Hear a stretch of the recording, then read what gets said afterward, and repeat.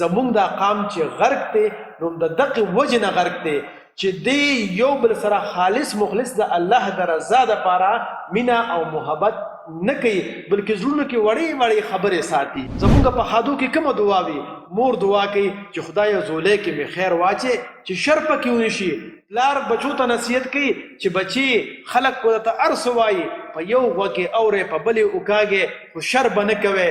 د میلمنو ورځ ده د خادر ورځ ده ځان باندې به خادي اور سکور نه کوې. دا ولې وایي؟ نو نن خوشحالي په کورونو کې ځکه نشته دی چې مونږ خپل نیتونه بل ته خراب کړي دي. نن په کورونو کې خوشحالي ځکه نشته دی چې زمونږ د رور مسلمان د ښېګړې نیت نه دی کړی. د خدای دپاره پښتنو ځانونه وپېژنئ، ستاسو دپاره خو به ځان له پیغمبر نه راځي. السلام علیکم سر زما سوال دا دی چې پخوا کورونه کټه وو خو خوشحالي ډېره وه، اوس د کورونو نه محلونه جوړ شو خو خوشحالي ورکه شوه.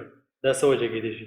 ما خوږه بچې رحمت شاه ساحل صاحب وایي هلته جونګړې او کنډرې هم آباد ښکاري، چرته چې زړونه دلبري کوي خاني نه کوي. نو مطلب د خبرې دا شو کله چې انسان خالص مخلص د الله د رضا دپاره یو بل سره مینه او محبت ساتي نو هغه ځای کې به سکون راحت او خوشحالي به ډېره وي.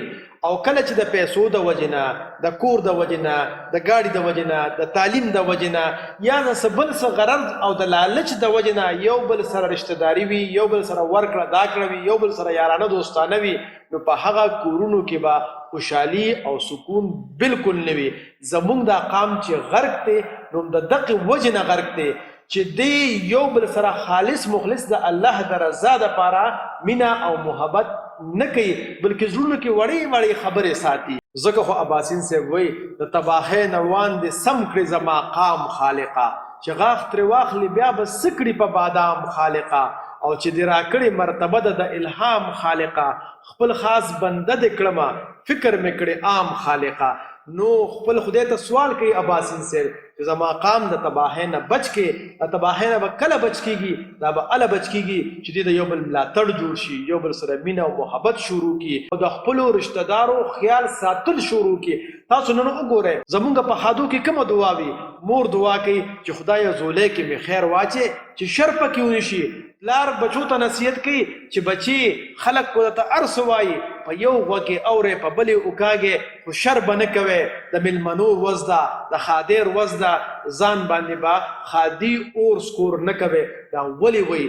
دا ځکه وایي چې کله کله مونږ زړونو کې وړې وړې یو بل ته خبرې ساتو او چې کله په بل رور مسلمان باندې خادي راشي په هغه موقع ورسره بیا ګیله کوو، په خپل ټینشن کې وي، یو غوبل جوړه شي، جګړه جوړه شي، هغه واده په غم باندې بدل شي، څه خلک خفه لاړ شي او څه خوشحاله لاړ شي، واده والا په واده باندې پوه نه شي. نو نن خوشحالي په کورونو کې ځکه نشته دی چې مونږ خپل نیتونه بل ته خراب کړي دي.